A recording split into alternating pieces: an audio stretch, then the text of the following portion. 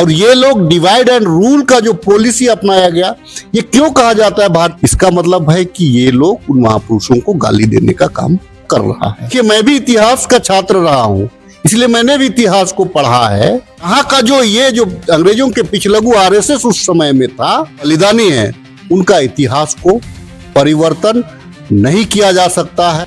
NCERT के नए module के हिसाब से भारत और पाकिस्तान के बंटवारे का जिम्मेदार जिन्ना और कांग्रेस को बताया गया है, जिसमें एक विवाद छिड़ता हुआ नजर आ रहा है। आज हमारे साथ में खास बातचीत करने के लिए कांग्रेस विधायक दल के उप नेता राजेश कच्छप जी मौजूद हैं। हम लोग उनसे खास बातचीत करेंगे, जानने का कोशिश करेंगे कि जो मॉड्यूल तैयार हो रहा है उसको लेकर इनका क्या कहना होगा। दादा, जो मॉड्यूल नया तैयार हो रहा है, अपग्रेड मॉड्यूल जो है, उसमें भारत पाकिस्तान का जिक्र किया गया है, जिसमें जिन्ना और कांग्रेस को जिम्मेदार बताया जा रहा है। इसको आप किस रूप से देखिए, जिन लोगों ने 52-53 साल तक राष्ट्रीय ध्वज का अपमान किया, कहने का मतलब है कि तिरंगा का अपमान किया, जिन लोगों ने पूरे 52 वर्षों तक तिरंगा को तिरस्कृत किया और मानने से इनकार किया, जिन लोगों ने संविधान की प्रति जलाई, जिन लोगों ने बाबा साहब भीमराव अंबेडकर का विरोध किया, पुतला दहन किया,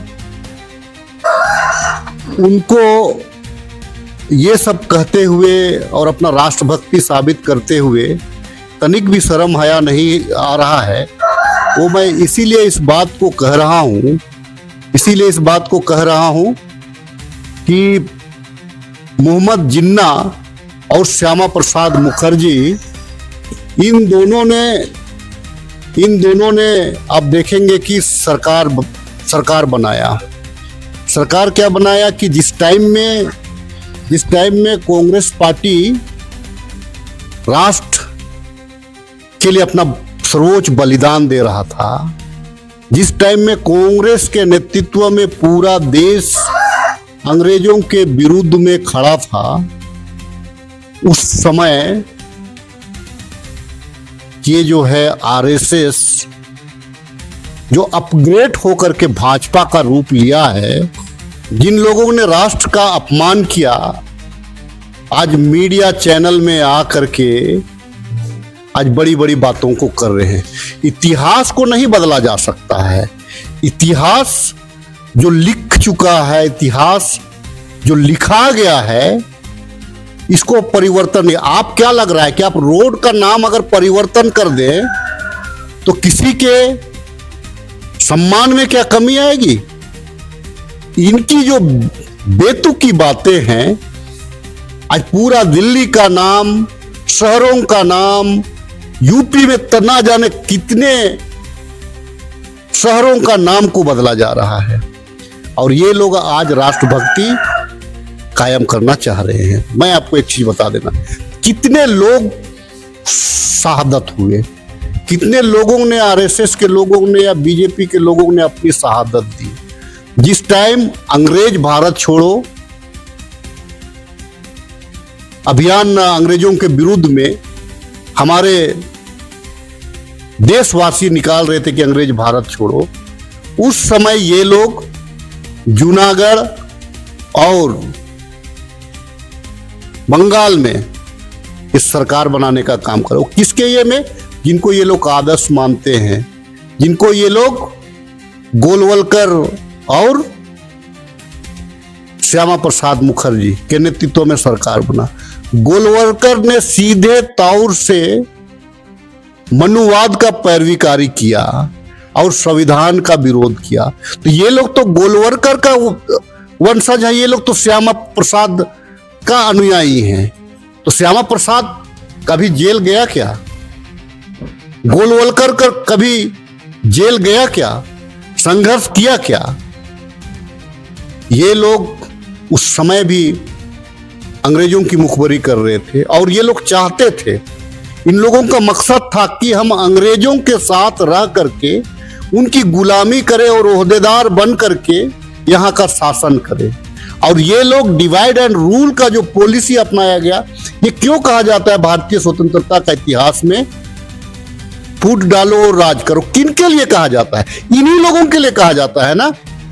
इन्हीं को तोड़ लिया गया और राष्ट्रभक्त के अगेंस्ट में इनको खड़ा करने का प्रयास किया गया। तो आज अब ये लोग जो जो बोल दे क्या होगा, इतिहास कभी तो मरता नहीं है। ये लोग लाख सर पटक ले, भले ये लोग जो कर ले, लेकिन इतिहास अमर है। और जो हमारे अमर बलिदानी हैं उनका इतिहास को परिवर्तन नहीं किया जा सकता है।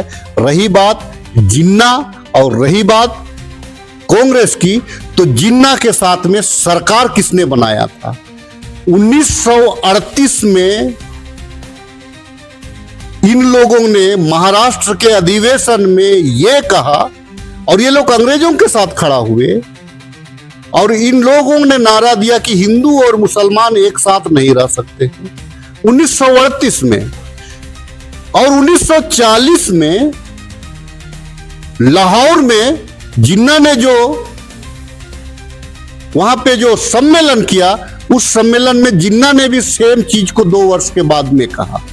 देखिए, मैं भी इतिहास का छात्र रहा हूं, इसलिए मैंने भी इतिहास को पढ़ा है।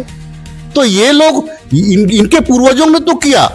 यहाँ के मुसलमान भी देशभक्त थे, यहाँ के हिंदू भी देशभक्त थे। यहाँ का जो ये जो अंग्रेजों के पिछलगू आरएसएस उस समय में था, जिसको प्रधानमंत्री जी ने लाल किले से उनका गुणगान किया, वे दो देशद्रोही थे।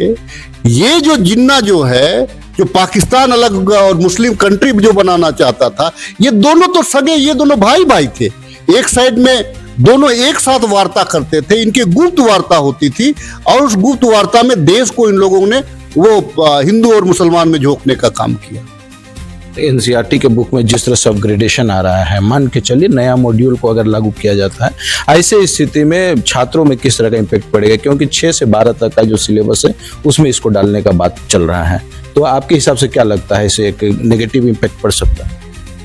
ये देश की असली जो है आजादी के नायक है, उनका अपमान है ये।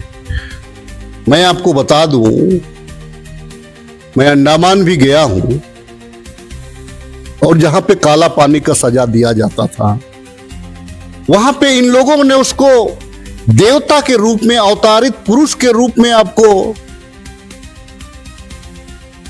उनका जो जिन्होंने माफी मांगी, अंग्रेजों से कई एक बार माफी मांगी, उनका महिमा मंडल इन लोगों ने किया है।